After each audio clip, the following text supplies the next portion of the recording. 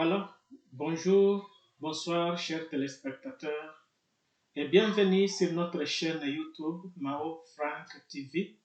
Nous sommes encore là ce matin, aujourd'hui. Bienvenue, nous avons de bonnes choses maintenant que nous voulons partager ensemble. Nawashukuru ndugu wasikilizaji wapenzi, tuko pamoja tena siku ya leo ambao tena kuna témoignage ambao tunataka partager saa hii ni ya muhimu sana. Ndugu mpenzi msikilizaji, kama ni mara yako ya kwanza kunifuata kwa hii chaîne, ningekuomba uweze kujiabone na uweze kukuwa na partager emission zetu mara kwa mara. Ndugu msikilizaji, chaîne ni Mao Frank TV. Mao Frank TV ni mahali utakuwa unapata information za kukujenga, mahali utakuwa unapata témoignage mbalimbali za kutoka hata mainchi fulani fulani. Mara nyingi matemanyaji ambazo tunapata, ndugu msikilizaji mpenzi, sababu mahali kote wanatusikia, dunia mzima wanatufuata na wanatusikia, ni mingi ya kutoka katika nchi mbalimbali. Na ndio maana ningekusihi uweze kujiabone kwa hii chaîne, ujiabone kwa hii chaîne Mao Frank TV, usikuwa unakosa kupartager kwa hii emission yetu, na uko na partager mara kwa mara na wandugu na warafiki wote, hata wakolegi wakuwa na beneficie kwa hii emission yetu. Ndugu msikilizaji mpenzi, ya siku ya leo ambao tuko pamoja tena, na washukuru sana kwa kunikaribisha nyumbani kwenu na gonga mlango mkinifungulia, na karibu kunifuata katika matelevision zenu. Ndugu msikilizaji mpenzi, ambia watoto, ambia wandugu, ambia wote wakae wafate television kusudi tuweze kupartager hii sujet ambayo iko delika. Ndugu msikilizaji mpenzi, hii sujet ya leo, ndugu msikilizaji mpenzi, ni sujet ambayo inagusa sana mimi. Wakati huyu ndugu amenipigia simu kwa kunipatia hii sujet juu nipartager na wandugu wengine, hii sujet mimi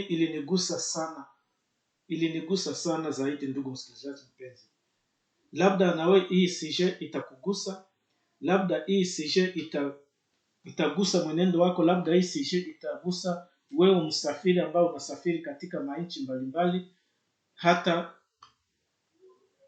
mainchi za kwetu. Ndugu msikilizaji mpenzi, tafadhali ufuate mzuri. Hii sujet inatuhusu sote. Msikilizaji mpenzi, ni kwamba hakuna kitu kibaya kama wivu. Hakuna uchawi mbaya kama wivu. Ndugu msikilizaji mpenzi, kama watu wanasemaka uchawi, lakini uchawi wa kwanza ni wivu. Sababu ukimsikilia mwenzako wivu, ukimsikilia ndugu yako wivu, tayari pale umeshamuua, umemwazia vibaya, umeamvie vitu vyake, umeamvie mali zake. Ndugu msikilizaji mpenzi, pale tayari umekwisha kuua na uko muuaji. Hii ni sujet ambayo ni ya wandugu zetu kutoka kwa Afrika. Ni familia fulani, na hii familia wakati wametupatia hii témoignage yao, walituambia kwamba tusiseme pays yenye wako ndani, tusiseme vile yenye wako ndani, lakini watu ambao wanajua hii témoignage yao watajua bila hata sisi kuzungumza fasi wanakaa hawa ndugu. Ndugu msikilizaji mpenzi, utufate mzuri. Hii ni sujet yenye inagusa makominote sana. Ndio maana mara kwa mara wakati ninasikia sujet kama hizi, ninajiswali sana, ninajiuliza, je, hii mambo inaexiste ama haiexiste? Mara nyingine kuna sujet wananipatia, ninawaza kwamba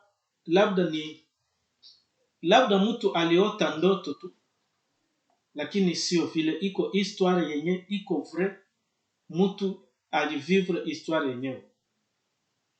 Huyu ndugu alikuwa Kongo, precisement Kinshasa, yeye na mke wake, na wakati walikuwa Kinshasa, wakajipanga na mke wake namna gani wanaweza toka Kongo Kinshasa ili waweze kuenda Ulaya. Ndugu msikilizaji, tafadhali sitasema ni Ulaya nchi gani, kama ni Canada, kama ni Etats-Unis, kama ni France, kama ni Belgique, kama ni Angleterre, kama ni Holland, kama ni Greece, sitasema sababu huyu ndugu alisema tusiseme fasi wanakaa. Lakini labda ninaweza kuponyokewa kinywa mimi nasema ile fasi, lakini ndajikaza nisiseme hii fasi, ndugu msikilizaji mpenzi, pour le respect ya huyu ndugu mwenye hii témoignage. Ndugu msikilizaji mpenzi, hapa tunaingia sasa katika maongezi yetu ya leo. Huyu ndugu alikuwa na mke wake Kinshasa, na gisi mnajua watu wanatafutisha, wanajidebrouiller kwenda kutafuta maisha fasi ingine, namna gani wanaweza kuishi, na yeye na mke wake wakajiandaa sana, wakajipumone, wakajikaza sana ili waweze kutoka Kinshasa waende Ulaya. Nasema tu Ulaya sababu walisema tusiseme fasi wako. Na wakafanya hivi, wakajikaza na wakafanyikiwa. Mungu akasikia maombi yao na Mungu akasikia mipango yao ambao wako wanafanya, wakaenda Ulaya. Na wakati walifika Ulaya, ndugu msikilizaji, walijikaza sana. Gisi mnaiwa Ulaya ni kutafutisha, ni kujikaza, ni kutumika. Yani mke na mume walitumika sana, walitumika hata niseme usiku na mchana, walitumika sana. Ndugu msikilizaji mpenzi, wakati wametumika sana hivi na walifanya miaka mingi hawafike kwao Kongo. Walifanya miaka mingi hawafike Kongo kutembeleana kwa wala kusalimia familia. Walifanya miaka mingi kabisa, miaka ya kutosha walifanya Ulaya. Na hii miaka walifanya Ulaya walikuwa wanatumika tu na kujipanga na kufanya na kupanga nini wanaweza kufanya katika maisha. Yaani mipango nini wanaweza kufanya, je wanaweza uza manyumba, je wanaweza uza hiki na hiki, wanaweza tumika kazi fulani. Hawa ndugu, hii couple walikuwa wanajipanga kabisa, wanatumika sana, wanatumika usiku na mchana. Ndugu msikilizaji mpenzi, hii ni témoignage yenye iko très délicat. Ndio maana ndugu msikilizaji mpenzi, acha kwanza turudie nyuma kwanza kidogo. Kama unataka kuvoyage kwa Afrika, ndugu msikilizaji, ufanye angalisho sana, sababu haujue mtego yako imetegewa upande gani. Hata mtu wa familia yako, ndugu msikilizaji mpenzi, anaweza kuwa ambishe kwako. Hata ndugu yako, hata dada yako, hata kaka yako anaweza kukua ambishe kwako wewe ambao unanisikiliza saa hii. Ambishe inamaanisha mtego fulani yenye amekutegea. Iwaye mtego yoyote, ndugu msikilizaji mpenzi, hata ndugu yako wa damu anaweza kukusikilia wivu. Tafadhali. Na akikusikilia wivu hivi, ndugu msikilizaji, hapa ndipo shida sasa inaingia. Ni shida zaidi sana ndugu yako akakusikilia wivu. Hata kama ndugu yako hakusikilia wivu, labda mtu ambaye ni kolege yako ulisomaka naye, mlisoma pamoja, anaweza kukusikilia wivu. Labda mlikomala pamoja, mlikuwa quartier moja, mlikuwa mnacheza kabumbu fasi moja, mlikuwa mnacheza michezo fulani fasi moja. Huyu anaweza kukua ambishe kwako ya mubaya sana, akusikilie wivu. Na ndio maana msikilizaji mpenzi, wewe ndugu ambao unanifuata saa hii, ulitokaka Kongo zamani, ulitoka Kinshasa, kunapita miaka 5, miaka 10, miaka 20 labda. Ndugu msikilizaji mpenzi, na gisi ulitokaka unaenda Ulaya, usiwaze kwamba ni kila mtu ndio alifurahia gisi unatoka. Usiwaze kwamba ni kila mtu ndio anafurahi gisi wewe unaikala Ulaya. Unaweza kuikala Ulaya unajizarau, unasema kwamba Ulaya hauna kitu, labda labda hauna nyumba Ulaya, labda hauna gari, lakini ndugu msikilizaji, usijidharau, sababu ule mtu mwingine mwenye ile fasi ulitokaka anakusikilia wivu sana, anakusikilia wivu, na watu kama wale ndio wanaendaka kuwafanyizia, kuwatilia maambishi, na unaanguka katika mitego ile. Ndugu msikilizaji mpenzi, hii naongea hapa ni kweli, na hii histoire yenye iko vrai. Huyu ndugu anatuita, nasema tupartage hii témoignage yake kusudi iweze kusaidia watu wengine waweze kujua gisi ya kutembea. Ndugu msikilizaji, mko mnafuata maemisio yangu mara nyingi sana, mtakuta kwamba mambo mingi yenye niko naongelea hapa ni mambo ya kutoka mainchi mbalimbali. Zaidi sana ni Kinshasa. Sijue kwa nini ni Kinshasa tu. Sijue kwa nini ni Kinshasa. Hii Kinshasa, ndugu msikilizaji mpenzi, hii wanaita poison, imekuwa, sijue kama mimi naweza sema imekuwa kama legal, kama mimi naweza sema, kama mimi naweza prononcer moya vile, sijue. Imekuwa kila fasi, labda kila mtu. Hakuna uaminifu tena, ndugu msikilizaji mpenzi, sababu poison inatembea hata kubarabara. Poison iko fasi yote. Plus précisément Kinshasa, mambo inaharibika sana, Ndugu msikilizaji mpenzi, wewe ambao unanifuata sasa hivi, najua uko unanifuata kwa mitandao, kwenye television yako, lakini uombe Mungu akusaidie, akuepushe. Sasa tuingie ndani sasa ya maongezi yetu, ndugu msikilizaji mpenzi. Hii familia walishikaza sana, walitumika. Wakati walitumika, wanajipanga, wamekawia Ulaya. Siku moja yeye na mke wake wanapanga sasa programu ya kusema kwamba labda, na inaonekana walikuwa wanatumika, wanaweka pesa. Sasa yeye na mke wake siku nyingine wakapanga mpango ya kusema kwamba wanunue nyumba Kinshasa. Hapa sasa tunaingia katika maongezi yetu, ndugu msikilizaji mpenzi. Wakati wanapanga mpango yao kwamba yeye na mke wake sasa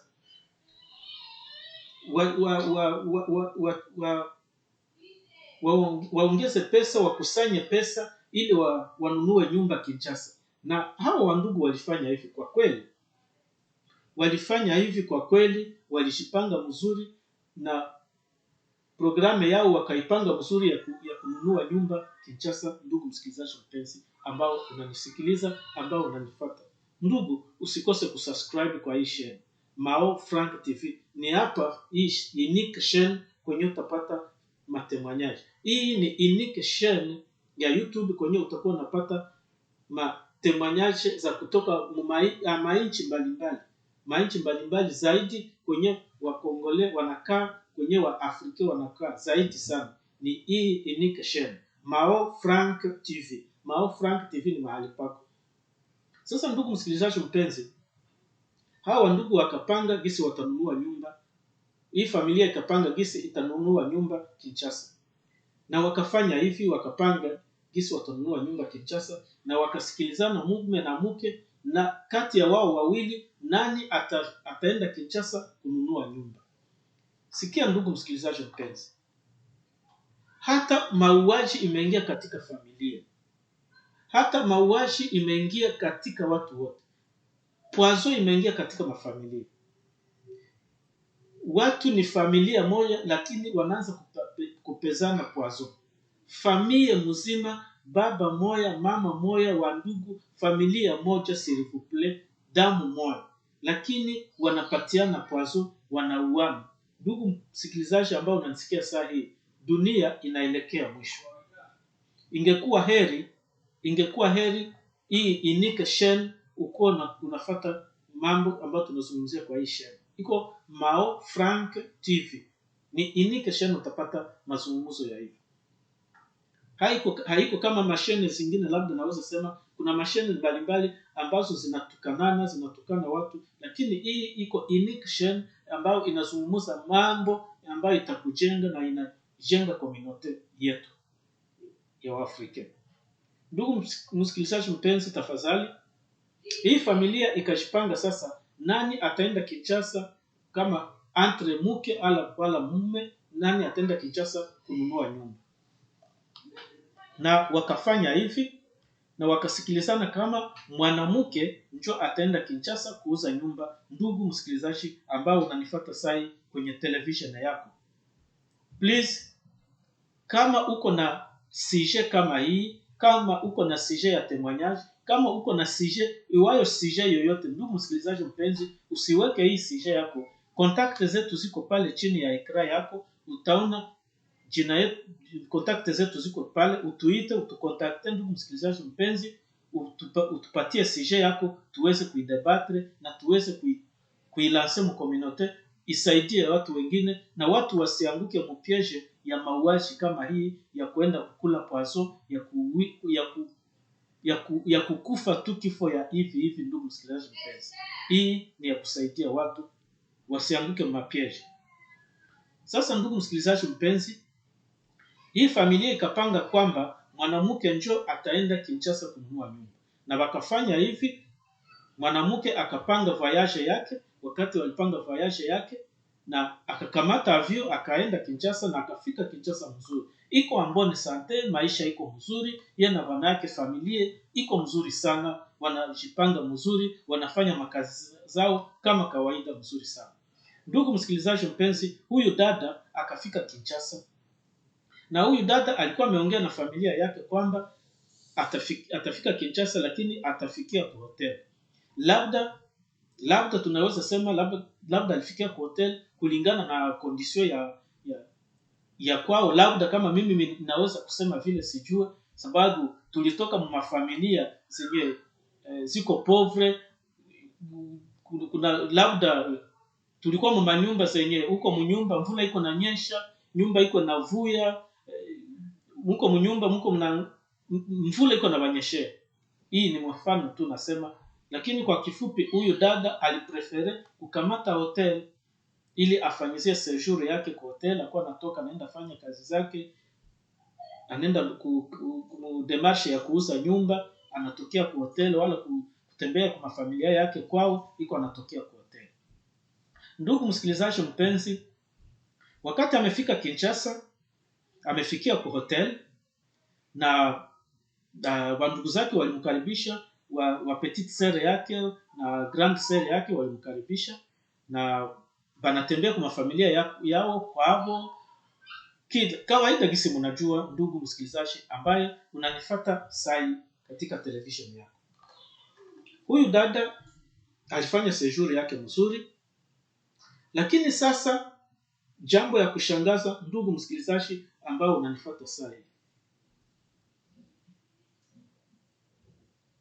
ni mshangao sana, ninashangaa sana kuona wandugu damu moya, baba moya, mama moya, lakini wanasikiliana wivu. Ndugu msikilizaji mpenzi, wanasikiliana wivu hata kuuana wandugu. Mimi hii jambo ndugu msikilizaji, hii jambo imenishangaza sana. Wakati huyu ndugu ameniita kunipatia hii sujet niongelee, wakati nimeifuata ni kuisikiliza, nimeshangaa sana. Nilibakia tu hivi ni kushangaa tu.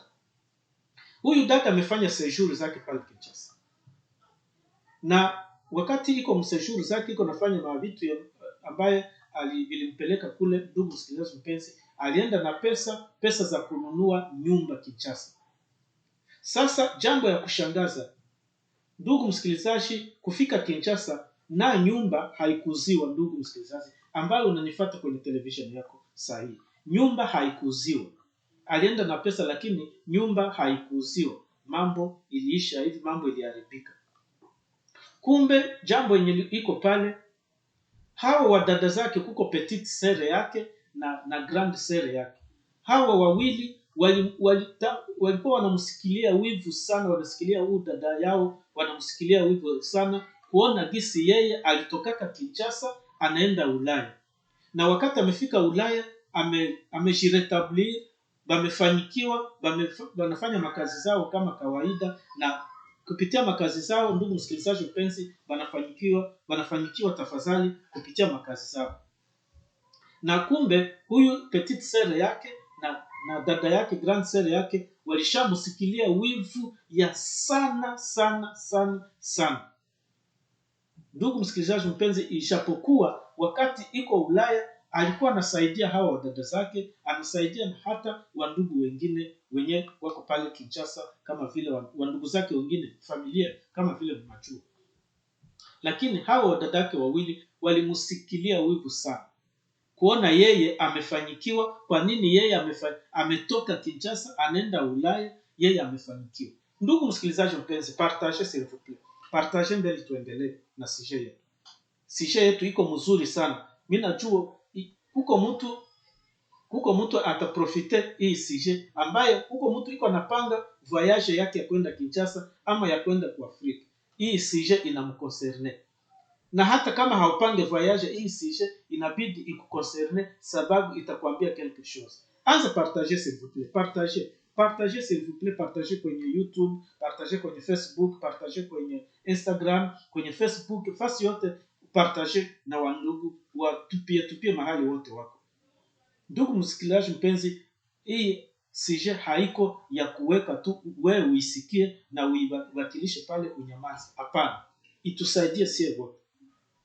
Mie kama niko naongea hapa, mie iko inanisaidia. Niko naongea pia, niko najiongelea mimi mwenyewe binafsi.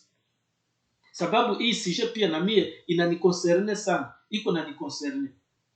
Ndugu msikilizaji mpenzi, huyu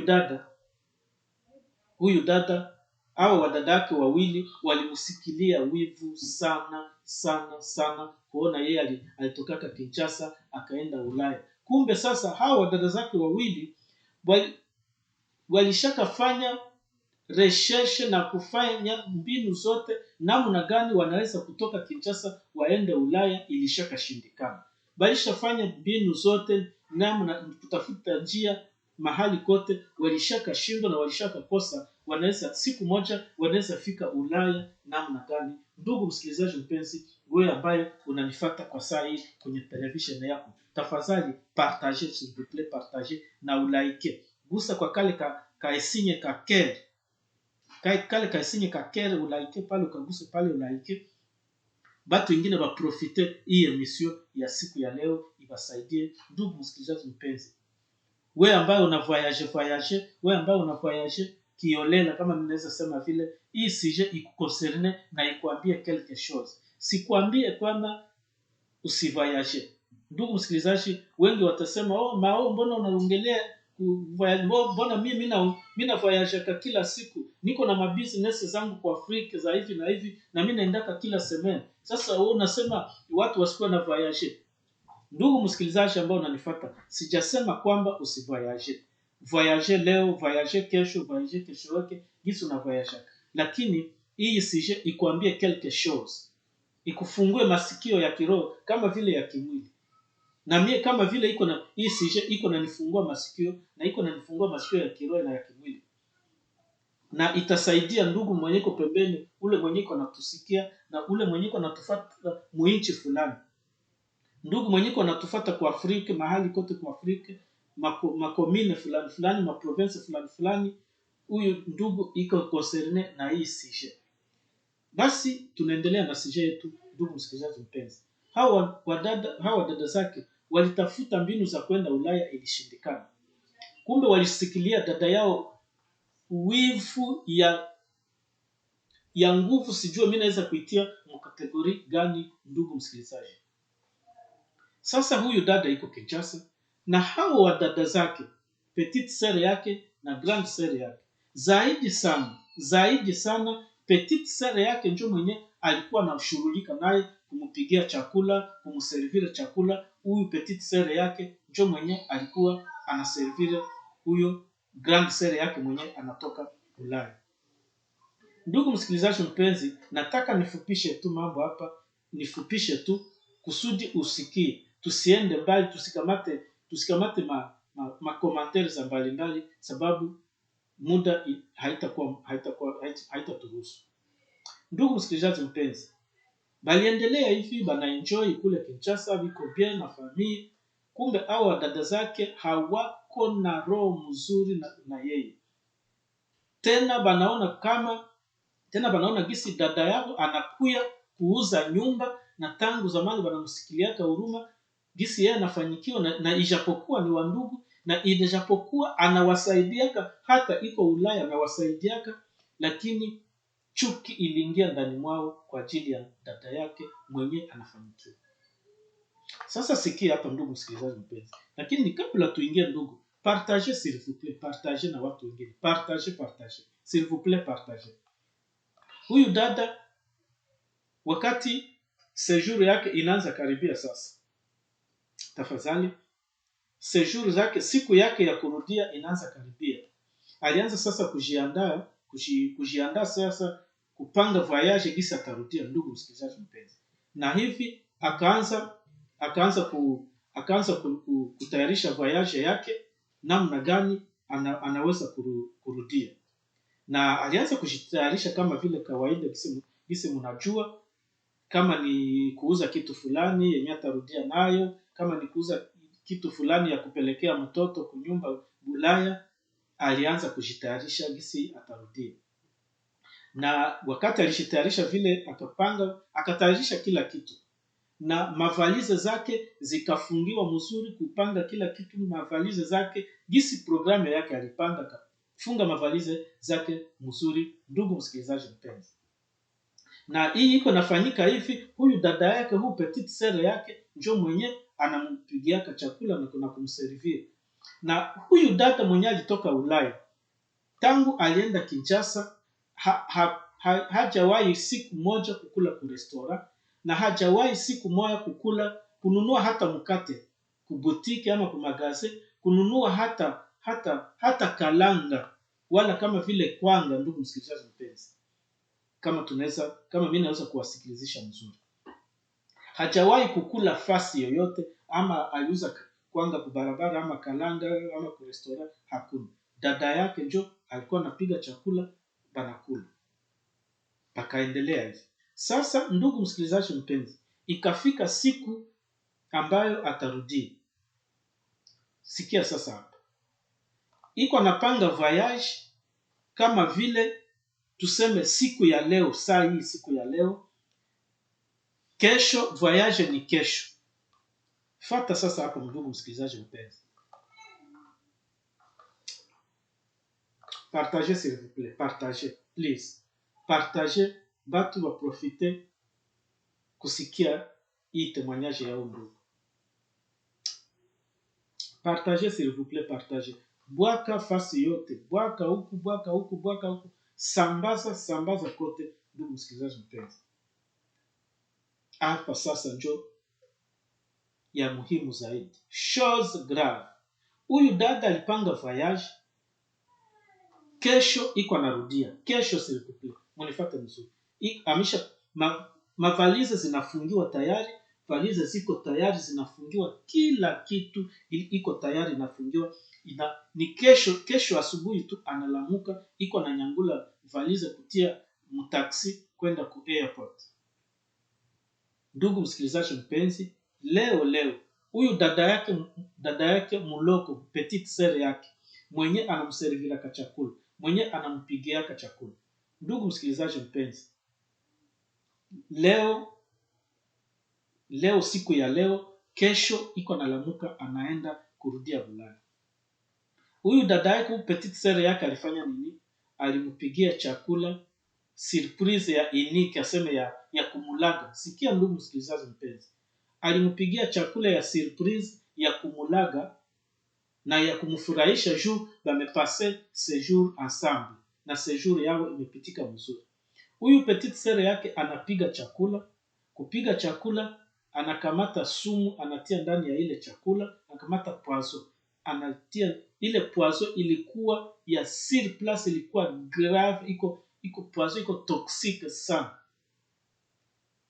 Alitia mchakula ya huyu grand sœur yake, atampa na anapakula chakula na mservire mzuri, alishatia sumu, anamservire mzuri gisa na mservira. Na dada yake gisa nakulaka tu na courage, anakamata hii chakula anaanza kula pale. Haya maliza kula chakula, ndugu msikilizaji mpenzi, ni grande sœur na petite sœur s'il vous plaît. Ndugu toka nitoke, mkubwa na mdogo, ndugu msikilizaji ambao unanifuata sasa, toka nitoke, mkubwa na mdogo, grande sœur na petite sœur.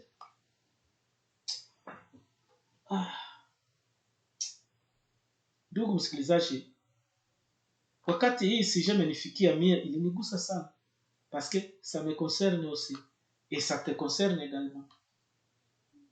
Huyu ndugu petite sœur yake ya huyu dada alipiga chakula, anapiga chakula mzuri, anakamata poison anatia ndani ya chakula, anapatia grande sœur yake anakula.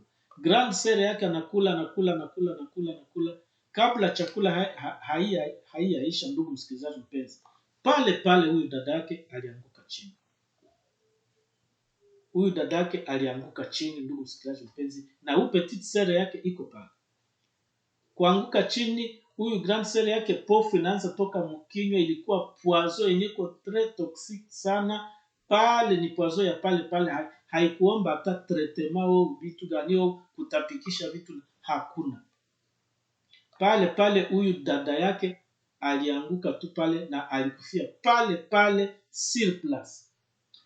But huyu dada yake petite sœur yake anashitoshisha sasa nje, nini. Batu sasa banakuya intervention kubeba kwa hospital, ilikuwa trop tard, mtu alikufia tu ni pale. Huyu dada mwenye alitoka Bulaya amekufia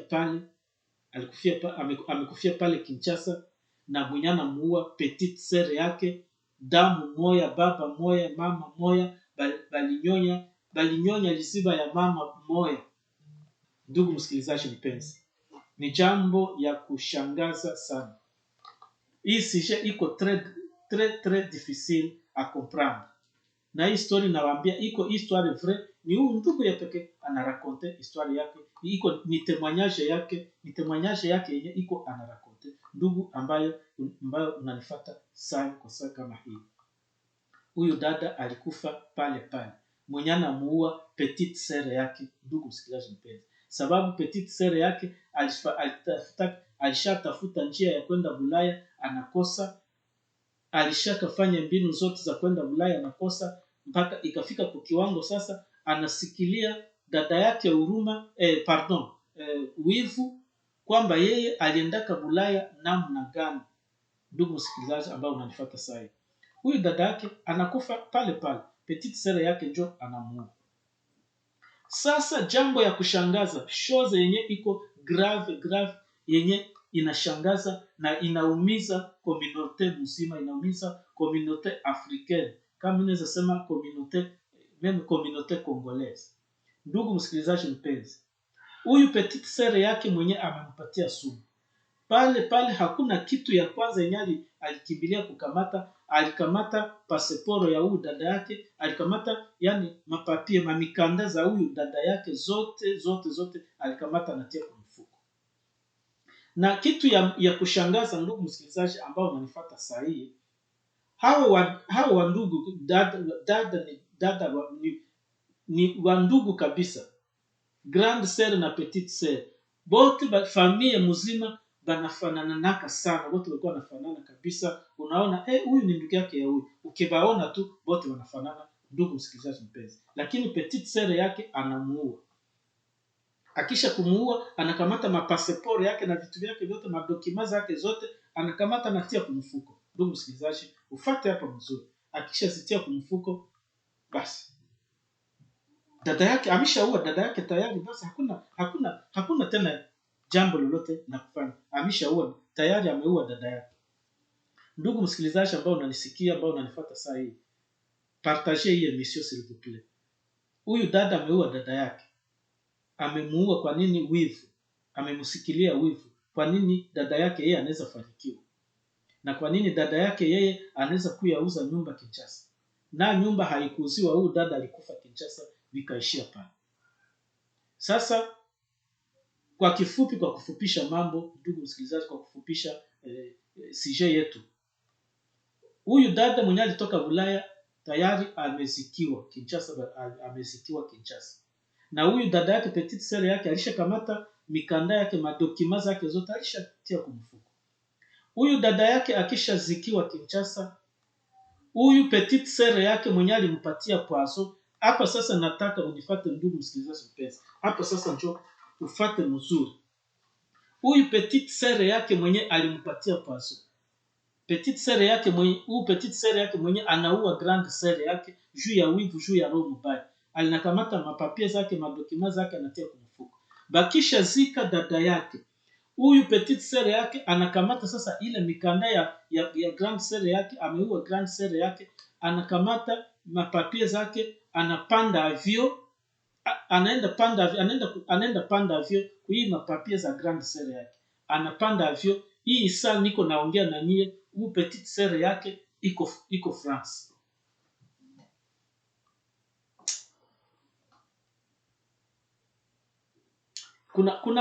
Kuna mahistoria zingine mnazikamata hivi, lakini iko histoire. Hatuku yake hapa kuongelea mabezi, kuongelea mambo, hapana. Kama ndugu msikilizaji, kama hakuna mtu mwenye ananiita nipatie sujet yake ya témoignage, sitakuya kuongea hapa sababu hakuna kitu lakini wakati mkinione naongea iko histoire niko vrai, mtu analeta sujet yake yenye mambo yenye anavive tu, analeta sujet tunaizungumzia, na ni yeye anatu direct gisi ya kuongelea sujet yake. Muongee hivi, mfanye hivi, lakini msiseme hivi, mseme hivi, msiseme hivi, mseme hivi. Huyu petite sœur yake, huyu dada ameua grande sœur yake, anakamata madokima zake, anatia kwa mfuko. Bakisha zika dada yake, s'il vous plaît. Dada yake akisha zikiwa Kinshasa, dada yake ameshaacha bwanake Bulaya na watoto yake, amezikiwa Kinshasa. Huyu petite sœur yake sasa hii madokima zake anazikamata, anaenda panda avio.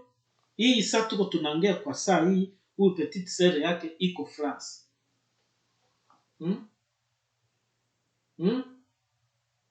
Petite sœur yake saa hii iko France. Ndugu msikilizaji mpenzi, mkuma dokima za dada yake, ameua dada yake sababu ya roho mbaya, sababu ya wivu. Ndugu msikilizaji mpenzi, ndio maana niko nakwambia kwamba usiaminie mtu ndugu msikilizaji mpenzi.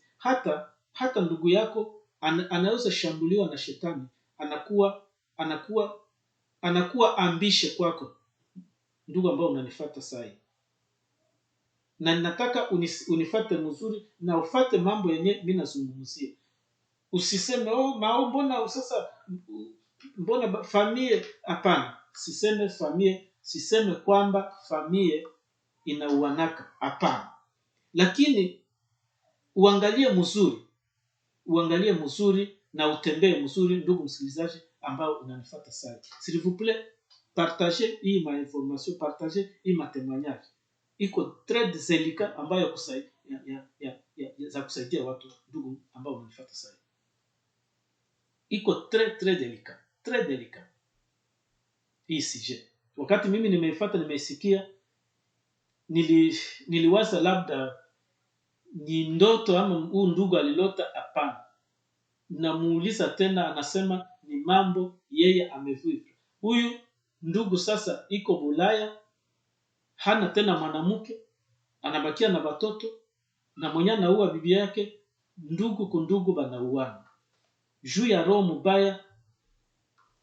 Ndugu msikilizaji ambao unanifuata sasa, huyu dada amebakia Kinshasa, dada yake anapanda avio, madokima za grande sœur yake, anaua grande sœur yake, anakamata madokima, anapanda avio. Saa hii tuko tunaongea hapa, saa hii iko France. Ndugu msikilizaji mpenzi, nilipenda tuzungumzie hii sujet. Hii sujet imenisaidia, mie itanisaidia, tayari ilishanisaidia. Alafu na wewe ikusaidie, na uangalie mudimension gani itakusaidia. Sitatia commentaire mingi pale, lakini kama umefuata mzuri, labda nikaongeza commentaire fulani pale, labda kuna wengine hawataelewa mzuri. Lakini kama uko na muda ambayo umenifuata gisi tumeanza hii sujet ya kuiongelea na gisi tunaimaliza hivi, ikuambie quelque chose, ikuambie kitu fulani, ndugu msikilizaji mpenzi. Ni kwetu, ni fasi tumetoka, lakini angalia mbele na nyuma. Ndugu msikilizaji mpenzi, jambo ambayo nitakwambia sahihi ni kwamba wakati unaongoza, wakati uko natembeza gari yako, uko naangalia mbele, uko na focus mbele, na uko naangalia mu retroviseur ya gauche na ya droite, na wanaangaliaka mu retroviseur central, ile retroviseur ya hapa hivi. Ile ikwambie quelque chose. Pourquoi wakati uko natembeza unaangaliaka mu retroviseur ya gauche? Pourquoi unaangaliaka mu retroviseur ya droite? Pourquoi unaangaliaka mu retroviseur central? Hii hapa hivi. Sasa uko natembeza, hawezi fanya ini minute wala sekunde kama hautupe macho mu retroviseur central hapa hivi. Hawezi enda quelques minutes hauangalie gauche, hauangalie droite. Hii yenyewe mimi nawaambia, hii mfano ambao mimi nawapatia ya kutembeza gari. Ndugu msikilizaji, kila mtu aishike mzuri na aitafsiri kwa namna yake. Ninawashukuru sana ndugu ambao mmenifuata kwa saa hii. Ninawapigia asante sana sababu mmejipatia muda wa kunifuata kwenye matelevision zenu, na muendelee kupartager hii emission, muendelee kusubscribe kwa hii channel. Mtapata mambo tena mingi zaidi ya haya, na itatusaidia katika community. Ndugu msikilizaji mpenzi, wewe umenifuata saa hii, usikose kupartager kusudi hii sije isaidie mwingine mwenye iko na prepare voyage, mwenye iko na mambo kadhalika, imsaidie ayue namna gani atakuwa anaangalia retroviseur yake ya gauche droite, retroviseur central, na kuangalia mbele. Yaani angalie mbele na nyuma wakati unaenda. Asante sana na washukuru, ninawapigia asante kunipatia muda ya kunisikiliza. Mungu awabariki, na tutaonana tena ku programu ambayo iko mbele. Ninawaaga nikisema bye bye.